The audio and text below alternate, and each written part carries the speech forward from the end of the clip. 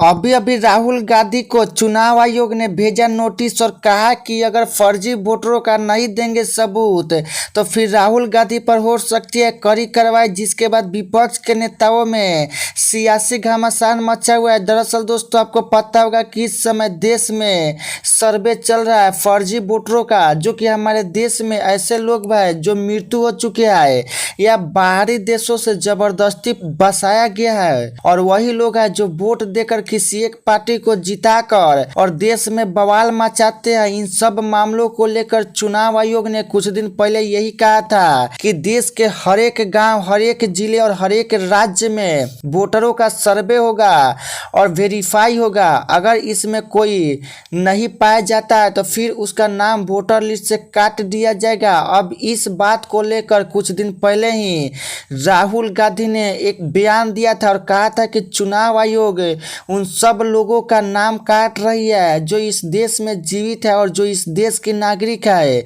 चुनाव आयोग सरकार के साथ मिली भगत है। राहुल गांधी ने कहा कि चुनाव आयोग सिर्फ उन्हीं वोटों को काट रही है जो बीजेपी सरकार को वोट देती है। अब इन सब मामलों को लेकर एक बार फिर चुनाव आयोग ने बड़ा बयान दिया है। बता दें कि चुनाव आयोग ने कांग्रेस के नेता राहुल गांधी को सख्त नोटिस भेजा और मामला फर्जी वोटरों के आरोप का है। राहुल गांधी के इस बयान से चुनाव आयोग ने कहा कि अगर राहुल गांधी इसका सबूत नहीं देते हैं तो जल्द से जल्द उन पर कार्रवाई होगी, क्योंकि इस तरह का बयान देकर राहुल गांधी देश में भड़का रहे हैं, लोगों को लड़वाने की कोशिश कर रहे हैं। कानून से बड़ी जिम्मेदारी नहीं है। राहुल गांधी कभी भी कानून के नीचे ही रहेंगे।